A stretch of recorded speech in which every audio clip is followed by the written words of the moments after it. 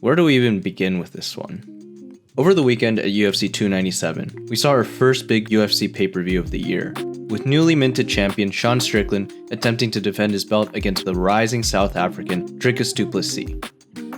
But unlike Sean Strickland's masterclass performance that we saw against Israel Adesanya 4 months earlier, against Dricus du Plessis, we were instead treated with a tactical chess match that honestly left a lot of us fans confused on who won by the end. Luckily, the judges also felt the same way, as the final result was a split decision. But not so luckily for many of the fans, the decision ended up favoring Dricus du Plessis, and made him the new UFC middleweight champion of the world. This decision led a lot of us fans to call this fight a robbery, as we have a clear bias towards Sean Strickland. And after inspecting the initial numbers, the fans are kind of justified to think like this.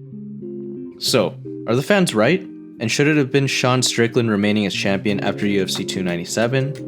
In this video, we're going to go over the stats and film of the title fight between Sean Strickland and Dricus du Plessis, and try to find out who actually won.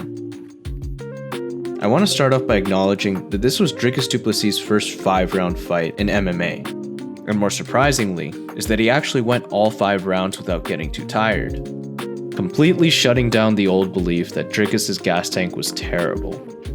However, even though Dricus showed that he can hang for 5 rounds against a tough opponent, this was also the least accurate Dricus has been with his strikes in his entire career in the UFC.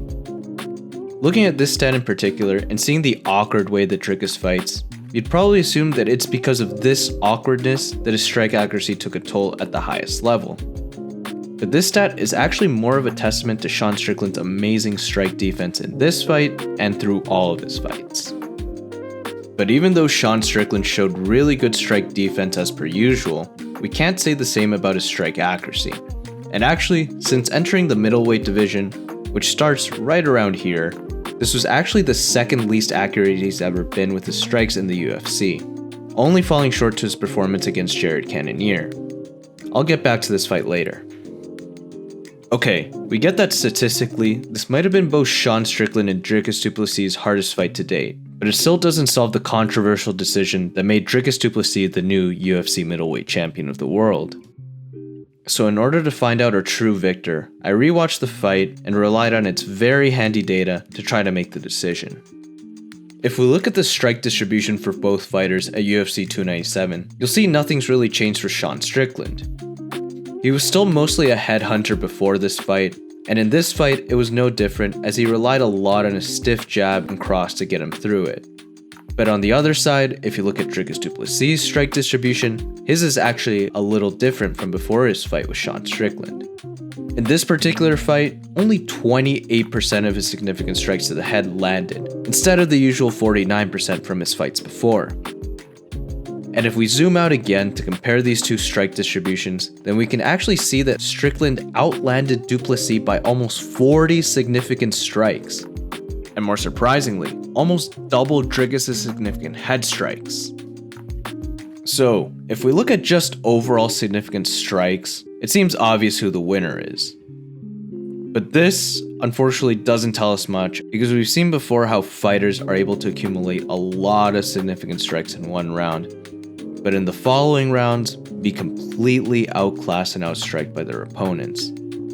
But if we look at how both fighters did in every round in terms of striking, it confuses us even more. Because now you can see that Sean Strickland actually outlanded Dricus du Plessis in every round except the second, with most of Sean Strickland's strikes going to the head. So why did two of the judges score this fight 48-47 in favor of Dricus du Plessis? And this, unfortunately, is a situation where stats can't tell us the full story behind a fight. Rather, the full story of Sean versus Dricus starts showing itself once you actually rewatch and pay close attention. So, after rewatching the fight, we can point out a few obvious rounds that went a certain way. The first round went to Sean Strickland, as he landed the more cleaner and visible shots against Dricus and looked like he started busting his right eye. The fourth round went to Dricus because even though he was outlanded in this round, he landed the cleaner, more damaging shots and cut up Sean Strickland's eye with a right overhand, which unfortunately worsened with an accidental headbutt shortly after. And the 5th round, for as bloody as it was, did favor Sean Strickland at the end. This leaves us with the 2nd and the 3rd round. If we look at the official scorecards, you'll notice that all 3 judges actually scored the 2nd round for Dricus du Plessis. But after rewatching this round, in my opinion, it's very open to interpretation. Sean Strickland was actually winning the early parts of this round, but by the mid part of it, Dricus du Plessis started landing a lot of good strikes to the head using his blitzes and his counters. These strikes actually ended up cranking Strickland's head back on a few occasions, which makes you feel like, by the end, Dricus should have won this round. But the thing that makes scoring this round more confusing than I thought when watching it live is that by the end of the round, Dricus' left eye was almost swollen shut. Did the damage that Strickland did to Dricus' face outpoint the amount of times that Dricus caught Strickland with his blitzes and his counters? Although it's very close, in my opinion, I actually gave this round to Dricus du Plessis. Perhaps even more subjective is the 3rd round. Unlike the 2nd round where there was some damage differentials that made it hard to score, in this round the main reason why it was so hard to score was because both fighters landed equally damaging shots to each other. Even though striking numbers seem to suggest that this round was really close, after rewatching it, it's very clear who is really trying to win. In this round, Dricus du Plessis continued pushing his style on Strickland, and although he didn't land a lot of his power shots, he did land a few more clearly damaging shots that, in my opinion, swayed the round in his favor. So, who actually won this fight? Tallying it all up, I have Dricus du Plessis up 48-47 on this scorecard, and becoming the new UFC middleweight champion. Throughout the whole fight, Dricus du Plessis was actually able to enforce his fight style by throwing his blitzes and his counters. And although a lot of his combos didn't land, he did land and attempt the more visibly powerful strikes in the closer rounds.